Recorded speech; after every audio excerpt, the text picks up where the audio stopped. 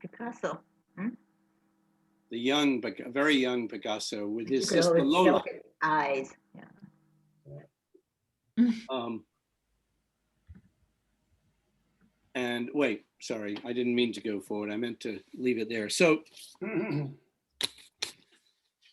Picasso, as I'm sure you're all aware, sort of dominated the 20th century. Um, and he's one of the great geniuses of art history. He had a very, very fortunate start to his life, which is that his father was a painter, an academic painter, a professor in several different places, but ultimately in the School of Fine Arts in Barcelona. And he mostly painted birds and game, very naturalistic paintings of birds and game. But he was a very well-trained artist. And he noticed very, very early on that his son was not only extremely eager to follow in his footsteps, but incredibly talented. According to his mother, Picasso's first words were Pete Speets, for lapis. And he, as soon as he could use a pencil, he was drawing. And in fact, the family, especially the father, was highly indulgent. They didn't really care that he neglected all his other subjects in school just to paint, draw and paint. And his father trained him, collaborated with him. When he was 13, he was so good at the age of 13 that his father, who had connections at the school, of course, where he was teaching now, of fine arts in Barcelona, prevailed on them to allow his son to take the exam. It was supposed to be a month-long exam. Picasso completed it in 1 week. Wow. Now, this is a painting of an ant that was done when he was 15. And it's a magnificent piece of portraiture. Mm-hmm. It's the equal of any of the old masters, actually. He also did, under his father's encouragement, he did genre, very, very accomplished genre paintings. Like this is one of his sister's communion, first communion. And this sister would die of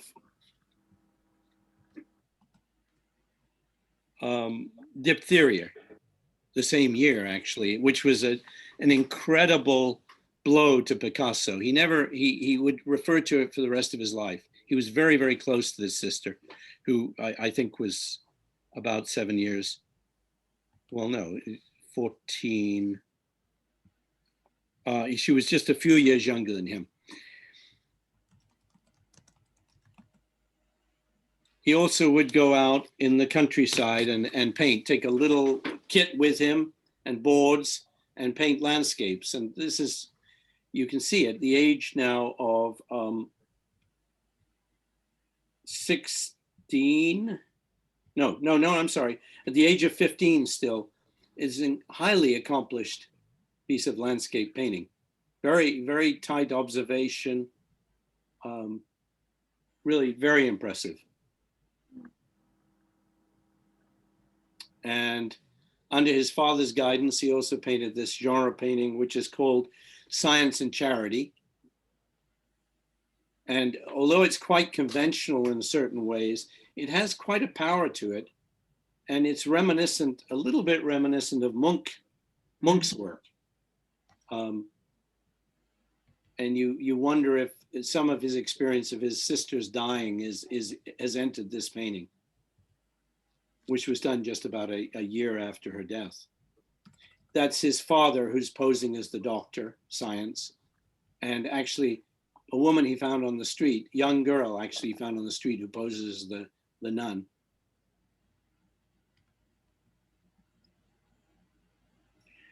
So at 16, he graduates from the School of Fine Arts in Barcelona and goes to study in Madrid, and he gets bored. I mean, I think he's already so advanced, he's not that interested in continuing with an academic career. So he spends his time haunting the Prado, where one of his favorite artists is actually El Greco, which will reappear in his later work, this interest in El Greco. But he comes home dispirited and ill from his time in Madrid. And a family friend, Manuel Payares, suggests to the family that Picasso should come with him to his very isolated hometown in southern Spain, a town called Horto de Ebro. And he takes him there for a couple of months. And Picasso, who was a city slicker until this point, is totally overwhelmed by the simple culture of this town and the country and the very primitive countryside around it. He and Payares actually spend a while sleeping in a cave, and he paints the landscape around the cave. He also paints the paintings from that period. Some of them are kind of in bad shape, but this is one of his paintings of the town. Now, he said of this experience, everything I learned in Horta de Ebro. It was a profound experience for him. And 10 years later, he will return to this town at a very important moment in his career.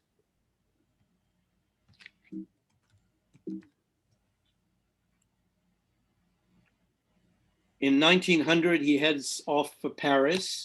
He was considering going to Munich, actually, but there are more Spanish painters that he knows in Paris. And so he decides to head for Paris. And he arrives actually for the Great World's Fair there, which is in and of itself an incredible experience. And it's full of the most recent art from France, which he takes in. He's also delighted by the wild and loose French women. And you can see in this one, there's an influence of Munch appearing here. You'll see in the next series of paintings, for a couple of years, he's exploring every style possible and reflecting all the different artists who have an effect on him.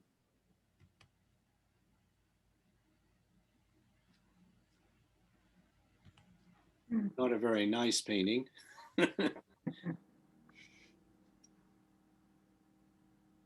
And he's still reflecting on Spain and the gypsies in Spain. This is a gypsy woman looking out over the Mediterranean. But he quickly begins to take on Parisian subjects. Moulin de la Galette, and you can see the influence both of the German Expressionists and Lautrec. Yes, I see Lautrec's face. Yeah, and in fact, Lautrec was still, well, Lautrec dies in 1901. This is 1900. I believe actually Picasso met him. And he was really, really blown away by his work, partly because Picasso himself was a brilliant draftsman, and he respected the brilliance of Lautrec's work.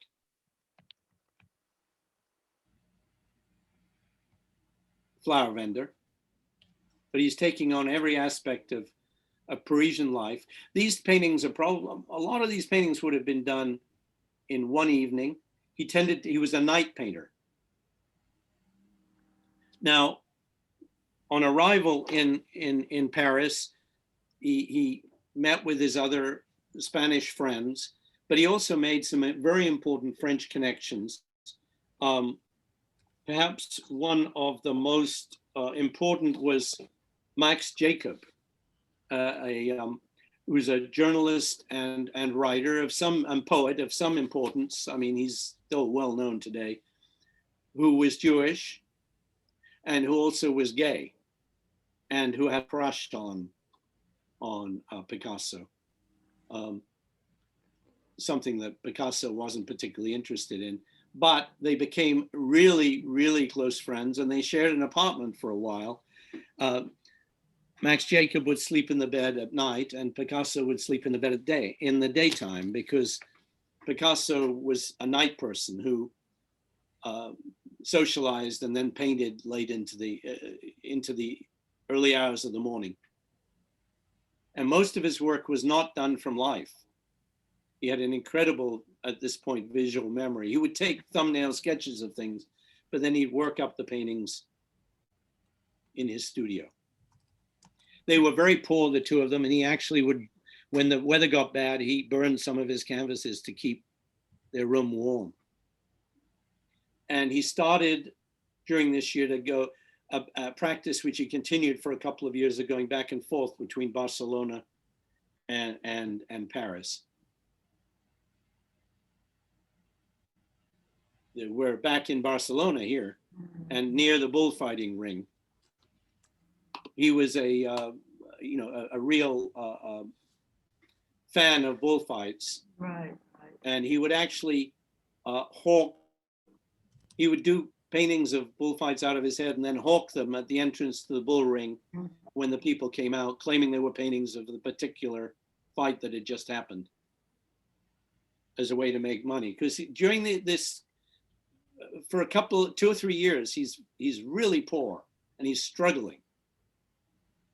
And this blue begins to enter his palette. Not as yet, it's just exploratory, because he's feeling blue. And also the people he begins to pay attention to are the poor, the marginalized, especially circus performers.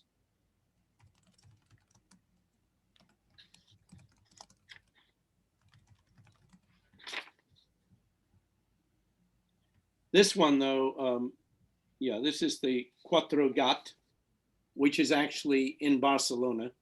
And it was a gathering place for the Barcelona artists. He hung out there a lot himself.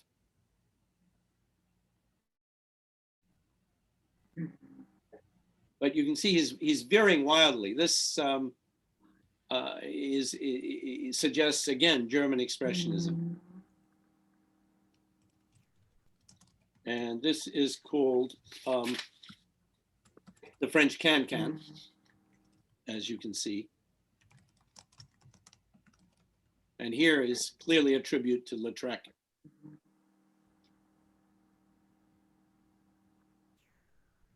Who at this point has probably just died. Oh, here's my painting.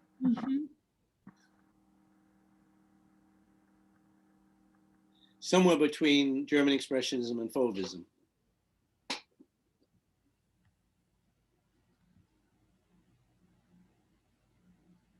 A lovely painting, this one, but the blues are beginning to enter again. And then one of his many bullfighting scenes. I think this is really a brilliant one, actually, if you look at it closely. Look at the gored horse on the left here.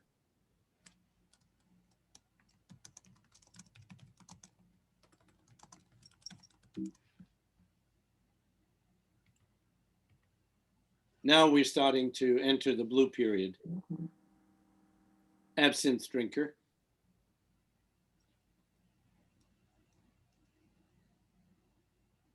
And this is called the Blue Room.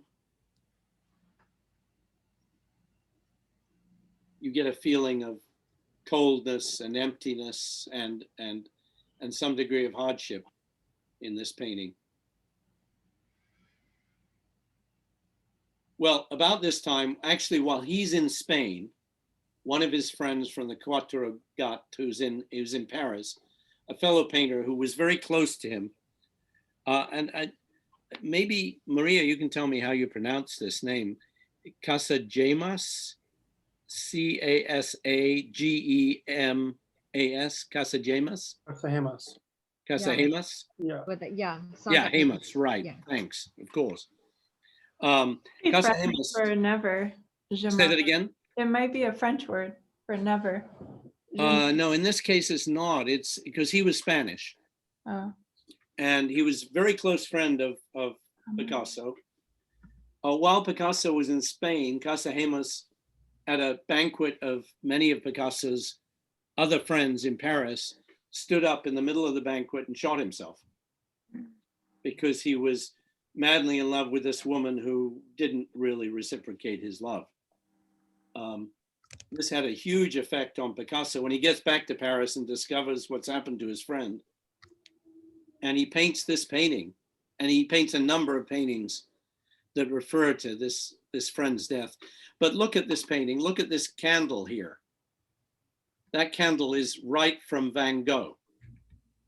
In fact, it's the candle, if you remember Van Gogh's painting of Gauguin's chair with a candle on it, that's where this comes from. And the colors he's using here are colors that Van Gogh might well have used.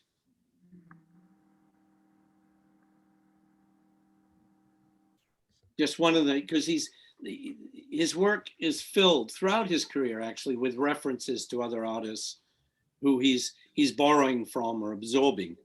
He's kind of omnivorous. He devours everyone and makes it his own. This is actually also related to, this is Casa Hemas's portrait here. And it's called La Vie.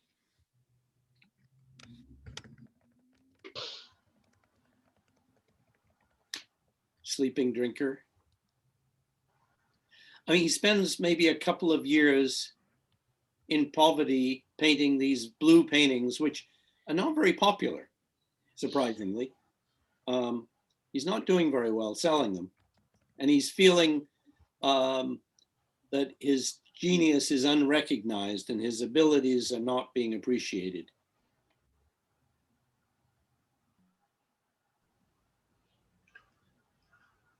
This is called The Tragedy.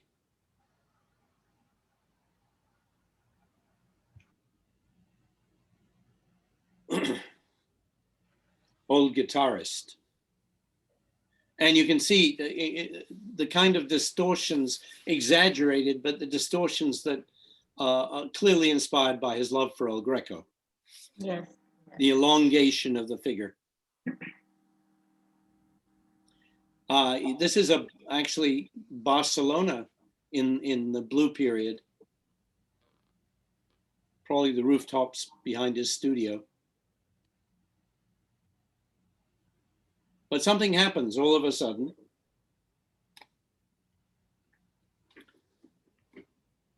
In 1904, he's back in Paris, and he finally prevails on a woman he's been interested for a while,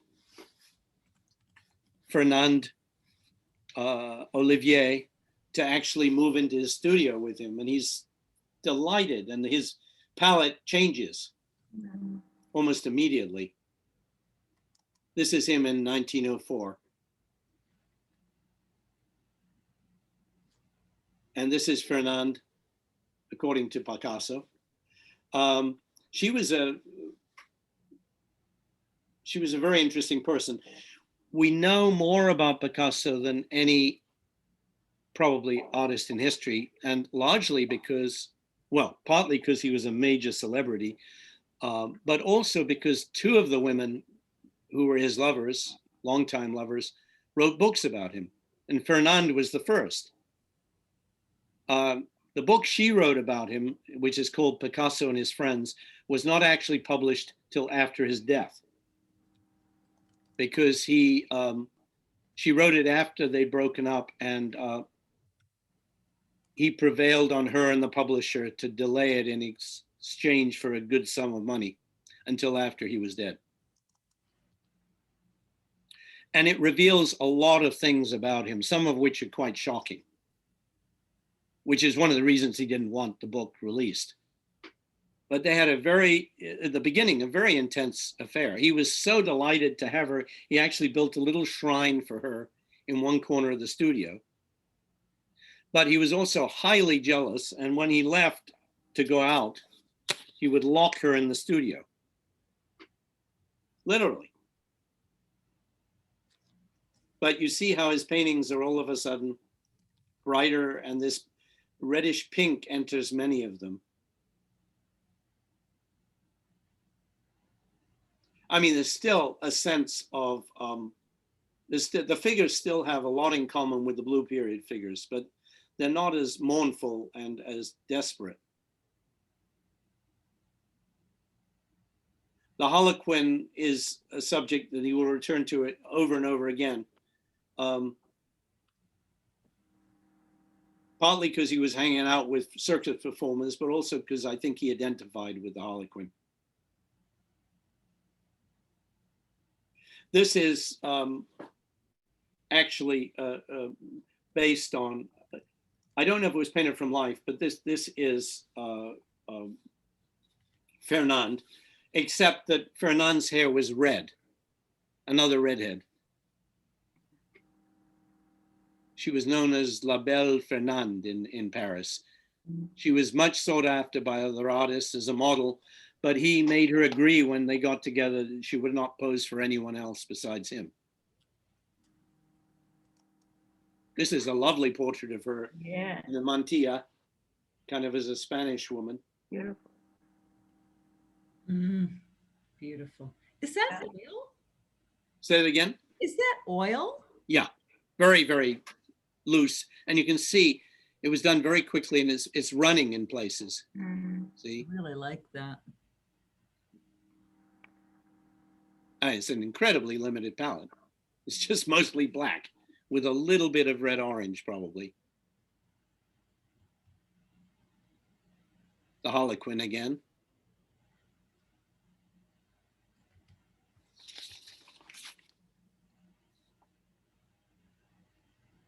This is a famous painting of his pink period, the family of Saltimbanque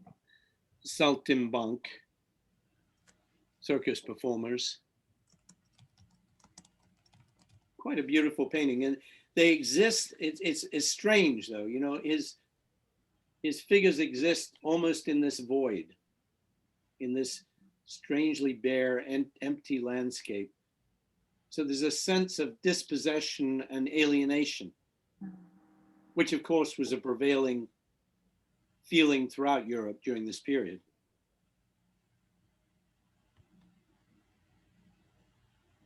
The Coiffure, a lovely painting. I've always loved this one a lot.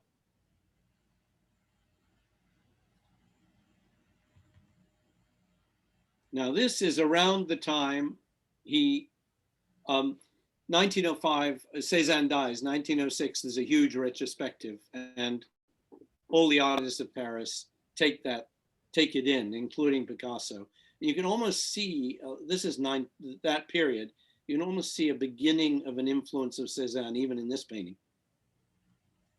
There's a return to earth colors, and there's kind of a breaking of things up into angular forms beginning to happen just slightly.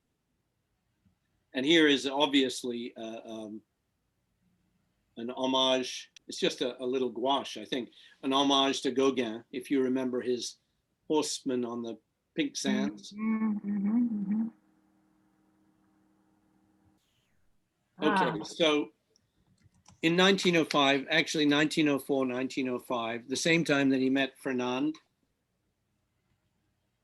he also met Gertrude Stein. And he and Fernand became guests at her soirees, which she would have, I think, once a week, actually, at her home. And he was quick. He and Gertrude hit it off almost immediately. And so he said, well, I'm going to paint your portrait. And he decided to paint her portrait in the manner of Cézanne. This is not a particularly good reproduction. There is a little bit more color in it than this. They did in maybe because he was thinking of he was trying to be Cézanne, they had 90 sittings, because of course he was quite capable of painting a portrait in one sitting. 90 sittings, and in the end he said, I can't see you anymore. And he painted out the face. And he went off to Spain for a few weeks or months. When he returned, without looking at her, he repainted the face, which is the face you see here, in one session, from memory. And when he showed it to Gertrude Stein, her observation, I think it was her, it might have been Alice B. Toklas's observation. Anyway, one of the two made the observation, doesn't look like her. And he said, it will. He was good at these one-liners. Okay, so while he was, you know, at these gatherings at Gertrude Stein, one evening he comes in and there's Matisse's painting on the wall, this huge painting, the Joie de Vivre on the wall. In Gertrude has purchased it, and according to Fernand, Picasso was just absolutely overtaken with jealousy, and he had somehow to outdo Matisse, because this painting was incredibly popular in France.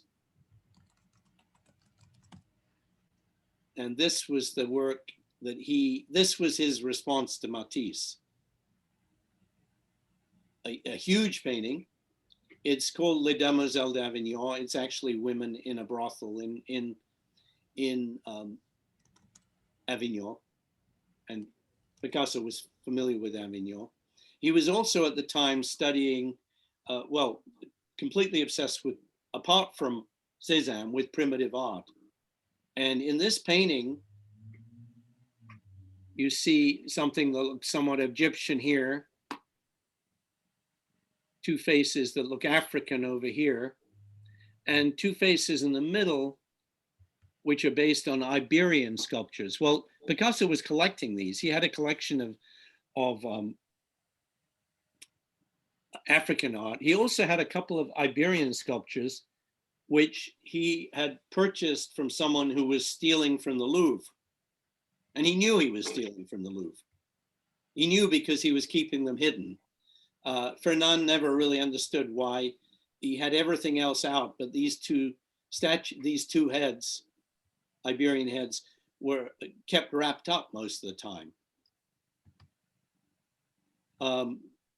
This became part of a national scandal, actually, because in 1911, some years after he'd painted this painting, and I should show you this is an Iberian mask. In 1911, the Mona Lisa was stolen from the Louvre, and the police were completely stymied. They never actually did figure it out. It did end up being returned many years later, and that's another story. But in their investigations, they started looking into people who've been stealing from the Louvre, and they found this fellow who had been selling these masks both to Picasso and to Picasso at this point, Picasso's very good friend, the French, really famous French surrealist poet, Apollinaire. And both Picasso and Apollinaire panicked because they were both foreigners. They could have been deported. And at first they thought of throwing these masks in the Seine, but they couldn't bring themselves to do that. And finally Apollinaire went and delivered them to a newspaper office, but he didn't disguise himself. He didn't send anyone else. He did it himself. So after a while, the police figured out who delivered them. They called him in. He fingered Picasso as an accomplice. And Picasso and he were both questioned. Picasso, terrified, denied having ever known Apollinaire, even though Apollinaire was his closest friend at the time. Anyway, because it was not central to their major investigation, which was, of course, the trying to find the Mona Lisa, they got let off pretty easily.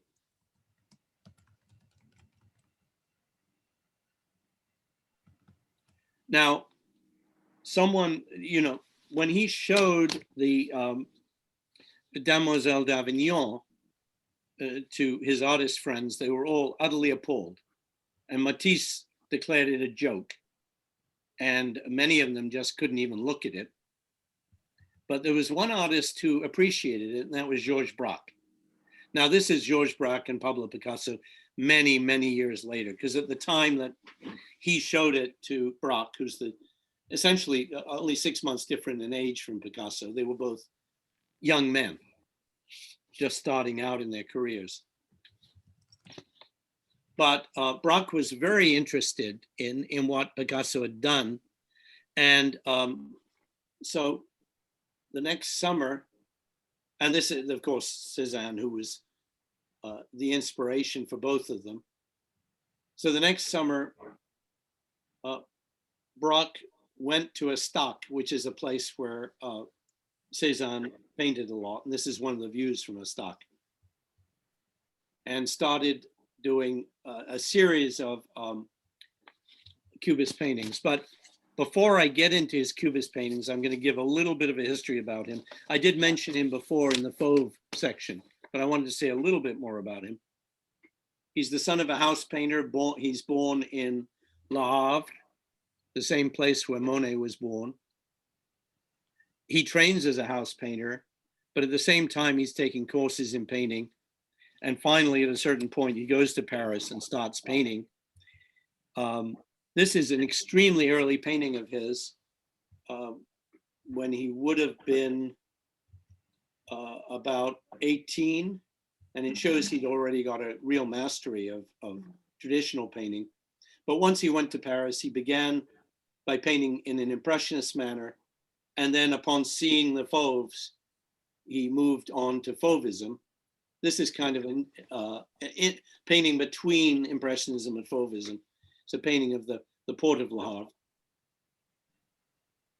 And he's now moving more into Fauvism. He never becomes a really extreme Fauve because he can never give up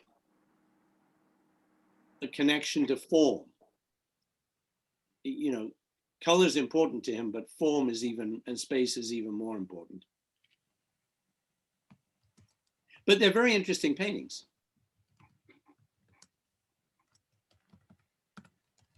And some of them are slightly reminiscent of Munch, actually.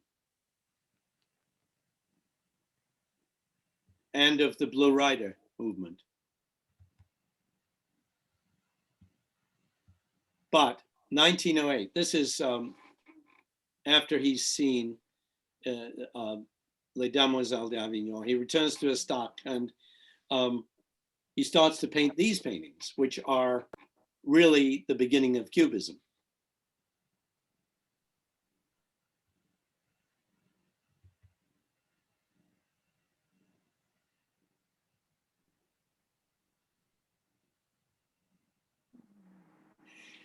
So, I mean, Picasso really likes what he sees and they start collaborating very, very closely. In fact, for several years, they paint together and they also agree that their paintings, a painting will not be finished till the other artist agrees. They both agree it's finished. This is his answer, by the way, to the Demoiselle d'Avignon. A large painting. This is a very large painting. So they're now this is the only other artist that Picasso will ever paint with really closely. And it's almost like a marriage. In fact, Fernand becomes very jealous of their relationship because she's kind of shut out of it. And it's also true that, I should,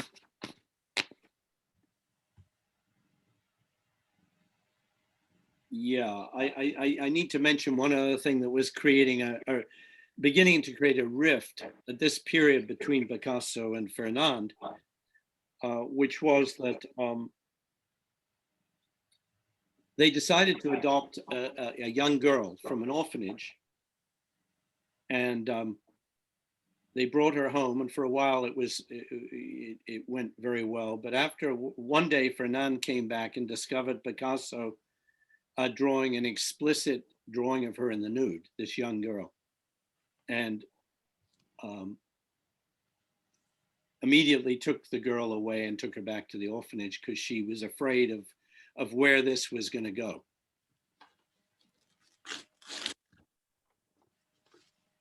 But now Picasso is, and so as they become, they're still together, but as they become less tight, Picasso gets deeply involved in this intellectual relationship with Braque.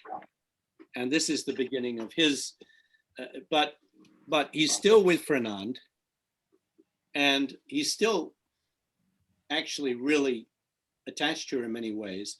He takes her to Spain, because this is 10 years now since he was in Horta de Ebro, and he wants to go back there. And on the way, he passes by his family and introduces her to his family. And he actually proposes to her, proposes marriage. But she's kind of ambivalent for a number of reasons, and she refuses. But they go out to the countryside, to this very isolated region. And she said, actually, the 2 months they spend there were the happiest time they spent together. And he begins painting these paintings, which is sort of a response to Braque's paintings of a stock.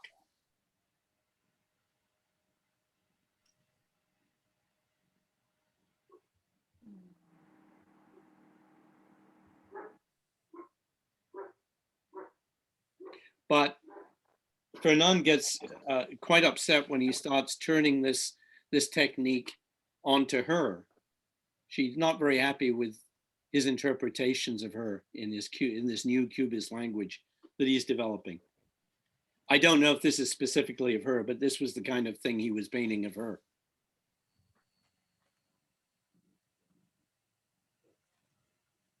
At this point, he's back with Braque, and they're engaged in an exploration which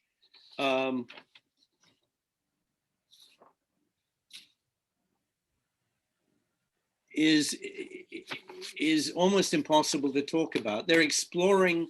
They've seen that what Cézanne was doing is looking at things from slightly different angles, and they take this further. They say, why not paint an object from all sides at once? In other words, and so they take different viewpoints of the same thing and combine them in one painting. It creates a puzzle for the viewer, and there's something very esoteric about it that of course either appeals to you or doesn't. And I'm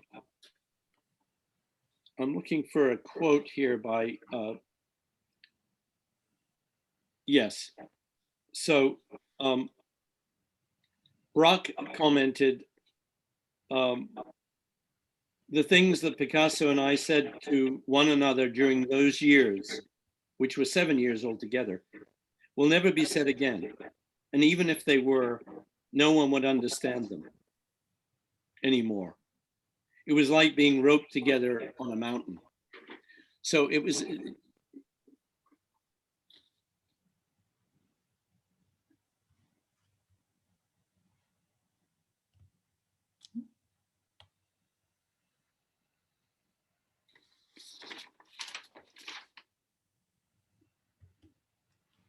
This one you can make out. It's a woman with a mandolin. But they became, this is known, this phase of Cubism is known as analytic Cubism. And it becomes incredibly difficult to read at a certain point. There are usually cues, but not always. There's obviously a figure here. In fact, yes, this is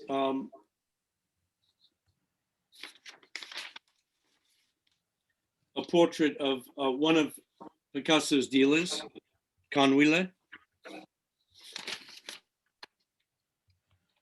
And he had two dealers and he would play them both against each other.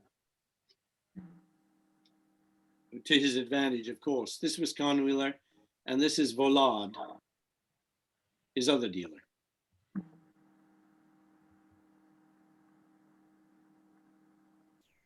And they had to sit they had to also sit many, many times for those portraits.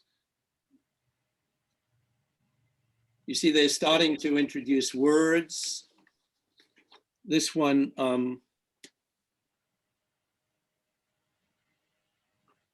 it's called, let me make sure I got the right one. Yeah, it's called A Bottle of Rum. And this is the time when, at this point, Braque and Picasso were working together in the little town of Céret in the Pyrenees. They were all alone there just working on their projects, but Picasso had brought a new lover with him, Eva, which he was keeping secret from Fernand. In fact, he'd met her, he'd been introduced to her by Fernand. But he told Eva that,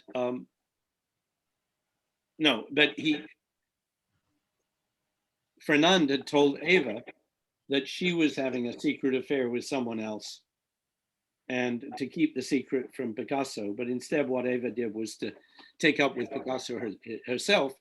Well,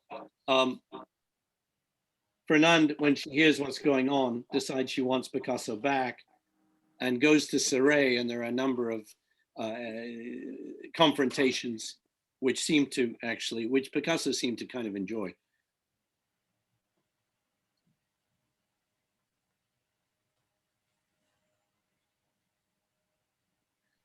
So now this is a comparison. You can see here, these are paintings that were painted at actually about the same time by Picasso and Braque in Céret. And you see the word jolie down here. That's actually a reference to Eva. It's a little, you see, so these paintings are almost like, they're almost purposely obscure and secretive with little hints strewn in them. It both puzzled, enraged, and fascinated the art world. And it established them as major figures in the art world. Because at this point, you had to come up with something really new to become prominent. And they definitely done this with Cubism. Now, this is the same Braque, but a different Picasso over here. These really, this is like, we're looking at these Cubist paintings as if we were looking at a face in a crowd. They're the kinds of paintings that if you're gonna enjoy them at all, you have to look at them for a long time.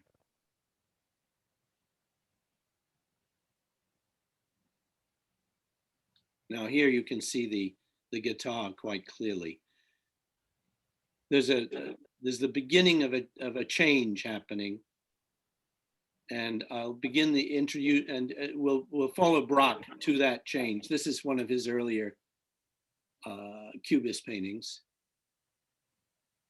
Another one. Still lives apart from figures, still lives became the principal subject because they could really examine them, the objects. They could pick them up, they could turn them around, they could decide, I'm going to use this part of the object and that part of the object in the painting.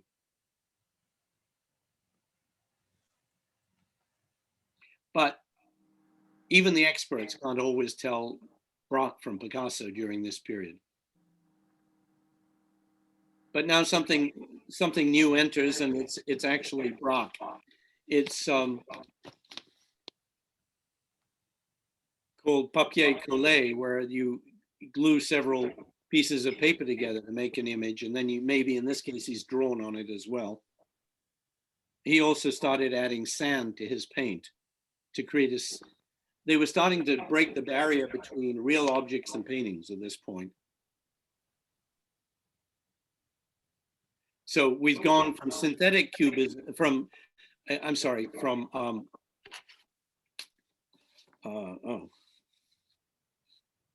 from analytic cubism, and now we're in what's called synthetic cubism. So the papier-collé led eventually, which is what you see here, and here a more close-up of Picasso's. And you can see they've kind of created a language by breaking things up in the earlier paintings. There's a guitar here, which is just the whole of the guitar and one side of it and the bass, and maybe the neck. But now Picasso introduces actual objects. In this case,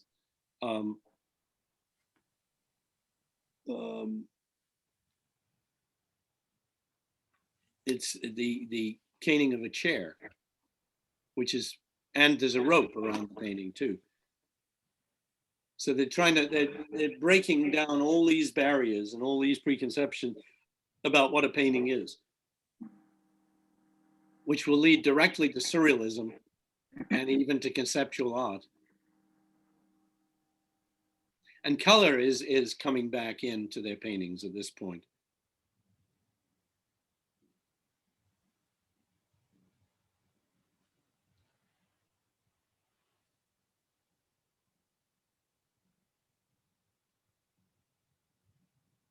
This is quite a lovely one.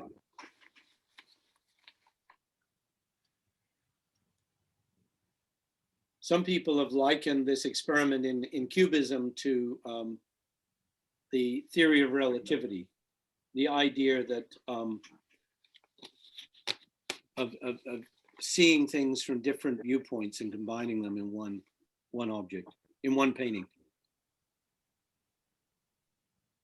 Now this is actually Eva, because eventually Fernand and Picasso break up, and his relationship with Eva becomes very intense. He falls really in love with her. And this is a very somewhat outrageous portrait of her here. It's called Woman in a Chemise in an Armchair.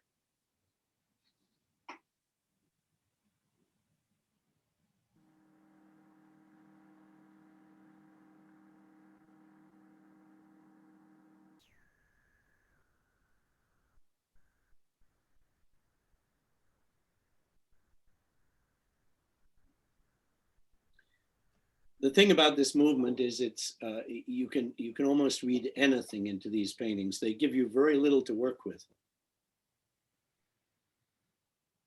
Whoops, how did that get there? That was not supposed to be there.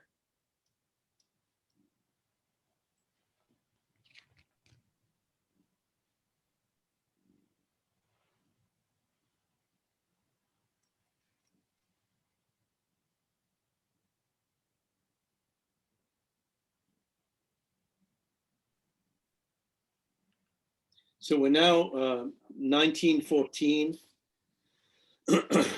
Brock has been inducted into the military for the war, and he's actually very seriously injured in the war. It takes him a couple of years to recover. Picasso, as a foreigner, isn't called up and continues painting. He continues in synthetic cubism until 1918, but and this is an example. This is actually from 1914, but I'll show you one last painting, which is 1921, and you can see where this is going. Oh no, it's not this one. This one, the three musicians. It's Pierrot on the left, Harlequin in the middle, and a priest on the right. You can see that in a way, that period of intense development of Cubism has led to this kind of liberation of what they can do with the image. And Picasso feels at this point he can do anything with it. And that's where I'm leaving this. I don't know. Well, I'd be interested in what you think, what your response is to this.